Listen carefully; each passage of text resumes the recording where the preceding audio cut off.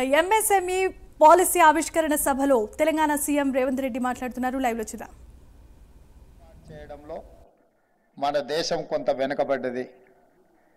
కానీ పివి నరసింహారావు గారు ఈ దేశానికి ప్రధానమంత్రి అయిన తర్వాత ఇండస్ట్రియల్ పాలసీలో తీసుకొచ్చిన మార్పులు, పెట్టుబడుల విధానంలో తీసుకొచ్చిన సరళీకృత విధానాలు, క్లోజ్డ్ ఎకానమీగా ఉన్న ఇండియన్ ఎకానమీ ఓపెన్ ఎకానమీగా ఎల్పిజి, లిబరలైజేషన్, ప్రైవేటైజేషన్, గ్లోబలైజేషన్ అంటే ప్రపంచంతో మనం పోటీ పడే విధంగా మన విధి విధానాలను మార్చి ఆనాడు వారు ప్రధానమంత్రిగా, శ్రీ మన్మోహన్ సింగ్ గారు ఆర్థిక మంత్రిగా ఈ దేశంలో గొప్ప విధానాలను తీసుకురావడంతో ఈరోజు భారతదేశము ప్రపంచ దేశాలతో పోటీ పడగలిగిన స్థాయికి మనం ఈరోజు రాణించినాం.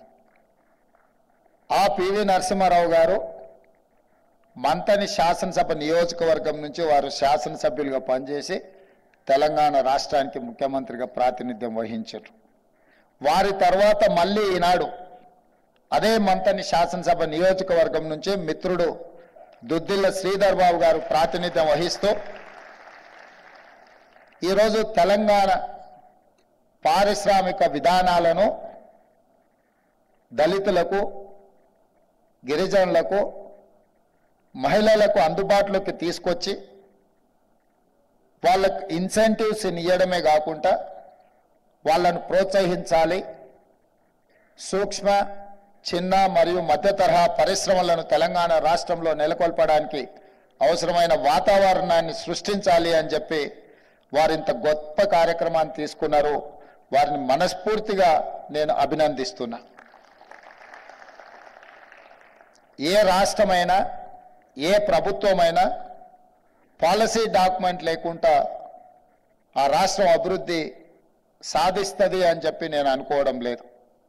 అందుకే వారు మొదటి సంవత్సరంలోనే విదేశాలలో తెలంగాణ యొక్క విధి విధానాలను వివరించి పారిశ్రామికవేత్తలను ఆకర్షించడమే కాకుండా మన రాష్ట్రంలో ఉన్న సూక్ష్మ, చిన్న, మధ్య తరహా పరిశ్రమలను కూడా ప్రోత్సహించడానికి ఈరోజు ఒక పాలసీ డాక్యుమెంట్ తీసుకొచ్చి మీ ముందు పెట్టి మీ అందరికీ రాష్ట్ర ప్రభుత్వం అండగా నిలబడుతుంది.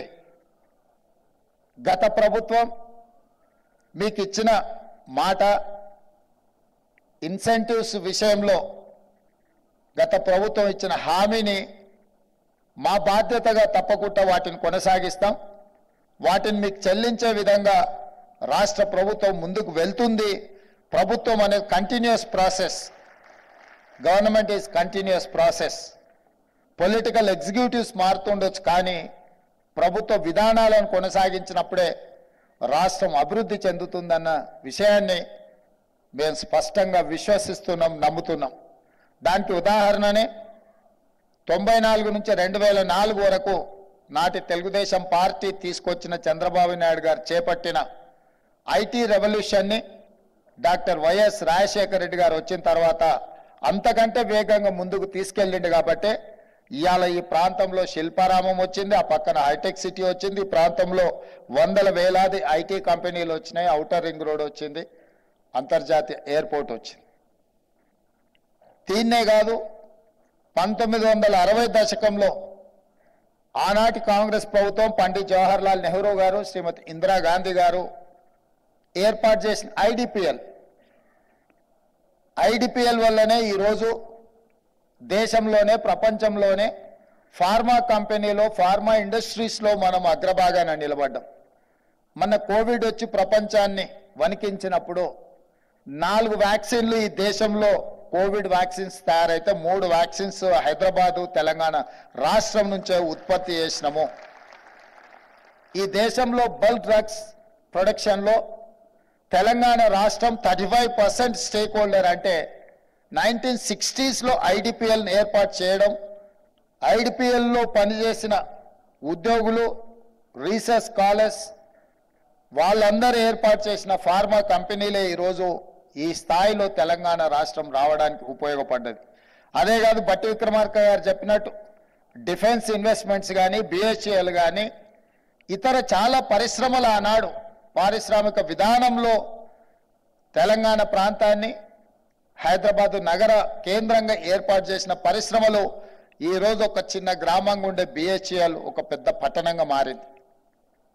ఈరోజు మాదాపూర్, కొండాపూర్ అనేది ఒక చిన్న గ్రామాలు, కానీ విత్ ఇన్ నో టైం ప్రపంచానికి ఒక డెస్టినీగా ఏదైనా ఇన్వెస్ట్మెంట్, ఏదైనా ఐటీ పరిశ్రమ చూడాలి అంటే ఈ ప్రాంతంకి రావాలి అంటే 95 to 2004 మధ్యలో జరిగిన ఏదైతే రిఫార్మ్స్ తీసుకొచ్చి ఈ ప్రాంతానికి ప్రాధాన్యత కల్పించిండ్రో అది ఈరోజు అత్యంత వేగంగా అభివృద్ధి చెందడం జరిగింది. ఇలాంటి విధానాలు ఆనాడు రాజకీయాలకు అతీతంగా కాంగ్రెస్ పార్టీ తీసుకొచ్చింది, కాంగ్రెస్ పార్టీ కొనసాగించింది. అందుకే ఈరోజు తెలంగాణ రాష్ట్రం అగ్రభాగాన ఐటీలో కానీ ఫార్మా రంగంలో కానీ ఈరోజు మనం రాణించగలుగుతున్నాం.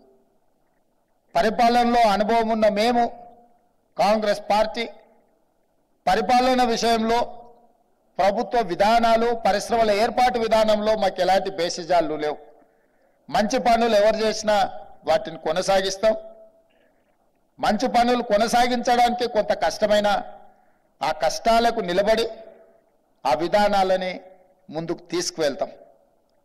అదేవిధంగా కొన్ని రాష్ట్ర ప్రయోజనానికి విఘాతం కలిగించే అంశాలు ఏమైనా ఉంటే వాటిని తొలగించి నూతన విధి విధానాలను ఖరారు చేయడానికి మా ప్రభుత్వం ఏమాత్రం వెనక్కి పోదు.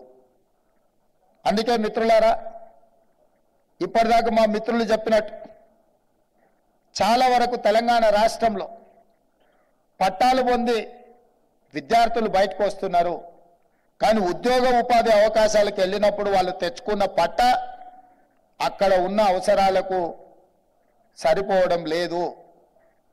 ఈరోజు they are getting certificates, degrees for PGs, PhD, కానీ నిజంగా ఉద్యోగానికి వెళ్ళినప్పుడు, ఉపాధి కోసం వెళ్ళినప్పుడు ఈ చదువుకు అక్కడి అవసరానికి దెర్ ఇస్ ఎ గ్యాప్. అందుకోసమే ఈరోజు ప్రతి సంవత్సరం మన దగ్గర నుంచి 1,00,000 పైగా ఇంజనీరింగ్ స్టూడెంట్స్ బయటకు వస్తున్నారు. అందరికీ ఉద్యోగాలు దొరకడం లేదు, అందులో కొందరికి మాత్రమే దొరుకుతున్నాయి.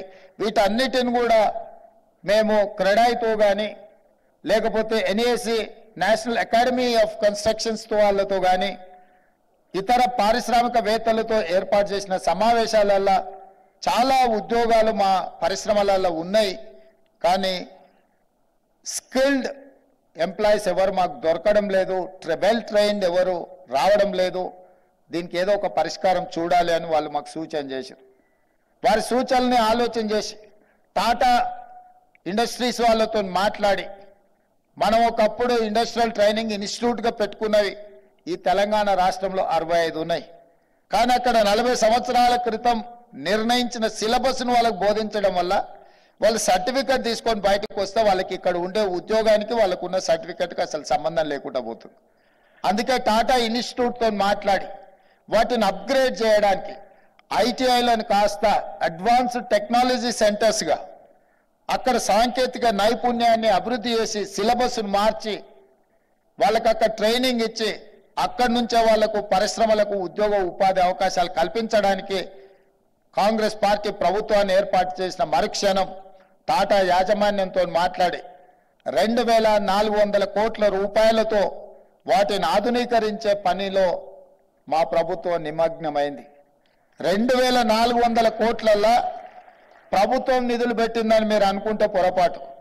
కేవలం 300 కోట్ల రూపాయలు మాత్రమే రాష్ట్ర ప్రభుత్వం కేటాయిస్తే 2,100 కోట్ల రూపాయలను టాటా పరిశ్రమ సిఎస్ఆర్ ఫండ్స్ ద్వారా పెట్టి తెలంగాణ రాష్ట్రంలో వేలాది లక్షలాది నిరుద్యోగ యువకులకు శిక్షణనిచ్చి ప్రయోజకులుగా మార్చి వాళ్లకు ఉద్యోగ ఉపాధి అవకాశాలు కల్పించడానికి ఆ సంస్థ ముందుకు వచ్చింది. ఇది డిప్లొమా లెవెల్ కోర్సెస్, కానీ డిగ్రీ లెవెల్లో కూడా అప్గ్రేడ్ చేయాల్సిన అవసరం ఉంది. స్కిల్ అప్గ్రేడేషన్ అనేది చాలా అవసరం అని గుర్తించి అందుకే ఇండియాలో ఉండే బెస్ట్ ఇన్స్టిట్యూట్స్ అన్నిటిని స్టడీ చేసినాం, యూనివర్సిటీని స్టడీ చేసినాం, మన దగ్గర ఉన్న ఐఎస్బిని స్టడీ చేసినాం, IIITని స్టడీ చేసినాం, ఒడిశాలో ఉన్న యూనివర్సిటీస్ చూసినాం, ఢిల్లీలో ఉన్న యూనివర్సిటీస్ చూసినాం. వీటన్నిటిని స్టడీ చేసిన తర్వాత ఒక నూతన విధానంతోనే పబ్లిక్ ప్రైవేట్ పార్ట్నర్షిప్లో యంగ్ ఇండియా స్కిల్స్ యూనివర్సిటీని తెలంగాణ రాష్ట్రంలో మనం ప్రారంభించుకొని ఇండస్ట్రీ డ్రివెన్ యూనివర్సిటీగా అక్కడ శిక్షణ పొందిన ప్రతి వాడికి ఉద్యోగం కల్పించే విధంగా పారిశ్రామికవేత్తలనే అందులో భాగస్వాములుగా చేసి అక్కడ స్టూడెంట్ సెలక్షన్స్ నుంచి క్యాంపస్ నిర్వహణ వరకు అక్కడ ఏ సిలబస్తో వాళ్ళకి శిక్షణ ఇవ్వాలనో కూడా ఇండస్ట్రియలిస్టులే నిర్ణయించే విధంగా ఆ యూనివర్సిటీకి గవర్నమెంట్ వైపు నుంచి ఛాన్సలర్గా కాకుండా ఈరోజు చైర్పర్సన్గా ఆనంద్ మహేంద్ర ఆటోమొబైల్ గ్రూప్స్ చైర్మన్ని మనం పర్సనల్గా తెలంగాణ రాష్ట్ర ముఖ్యమంత్రిగా రిక్వెస్ట్ చేసి వారిని ఆ యూనివర్సిటీకి చైర్పర్సన్గా ఉండేటట్టు ఒప్పించినాం. రేపు వారితోని తెలంగాణ రాష్ట్రంలో ఉన్న ఐటీ, ఫార్మా, అదర్ ఇండస్ట్రియలిస్టులతో అందరితో ఒక సమావేశాన్ని ఏర్పాటు చేసినాం. దాని నిర్వహణకు అవసరమైన కార్పస్ ఫండ్ను కూడా ఇండస్ట్రియలిస్టుల నుంచే కలెక్ట్ చేయాలనుకుంటున్నాం. మా జయేష్ రంజన్ గారు దీన్ని కోఆర్డినేట్ చేస్తున్నారు. నాకు తెలిసి రేపు ఈవినింగ్ ఆనంద్ మహేంద్రతో ఏర్పాటు చేసిన ఈ పారిశ్రామికవేత్తలతో ఒక చిన్న గెట్ టుగెదర్ మినిమం 300 నుంచి 500 కోట్ల రూపాయల పరిశ్రమలు ఈ యూనివర్సిటీని నిర్వహించడానికి ఇవ్వడానికి ముందుకు వచ్చి ఒక కార్పస్ ఫండ్ క్రియేట్ చేసి బడ్జెట్ కన్స్ట్రెయిన్స్ లేకుండా ఆర్థిక ఇబ్బందులు లేకుండా యూనివర్సిటీని నిర్వహించడమే కాకుండా గ్రామీణ ప్రాంతాలలో ఉన్న చదువుకున్న నిరుద్యోగ యువకులకు శిక్షణ ఇవ్వడం ద్వారా ఉద్యోగ ఉపాధి అవకాశాలు కల్పించడానికి ఈ ప్రభుత్వం విధి విధానాలను ఖరారు చేసింది. ముందుకొచ్చిన పారిశ్రామికవేత్తలందరూ కూడా ఆనంద్ మహేంద్ర లాంటి వ్యక్తులకు తెలంగాణ రాష్ట్ర ప్రభుత్వం తరఫున కృతజ్ఞతలు తెలియజేస్తున్నాం. ఇది రాజకీయ ప్రయోజనం కోసం కాదు. ప్రతి సంవత్సరం 1,00,000 మంది ఇంజనీరింగ్ గ్రాడ్యుయేట్స్ బయటకు వస్తే చాలా మంది ఇంజనీరింగ్ చదువుకున్నాం, ఉద్యోగం రావడం లేదంటారు. ఉద్యోగాలు ఇప్పించమని వాళ్ళ తల్లిదండ్రులు మా దగ్గరకు వస్తారు. 15,000, 20,000 కూడా 15,000 అయినా సరే సార్ మా పిల్లోడికి ఉద్యోగం ఇప్పించండి అంటారు. ఇంజనీరింగ్ గ్రాడ్యుయేట్ ఇంత తక్కువ శాలరీకి ఎందుకు పని చేస్తుండో? ఏదైనా కన్స్ట్రక్షన్ కంపెనీ సైడ్ కొంచెం ఫీల్డ్ ఎక్స్పీరియన్స్ ఉండి ప్రాక్టికల్గా అనుభవం ఉన్న వాళ్ళని చూస్తే 40,000, 50,000 తక్కువ కాకుండా ఎవరు రావడం లేదు. అంటే ఎక్కడైతే సాంకేతిక నైపుణ్యం లోపించిందో వాళ్ళకు ఉద్యోగ అవకాశాలు రావడం లేదు.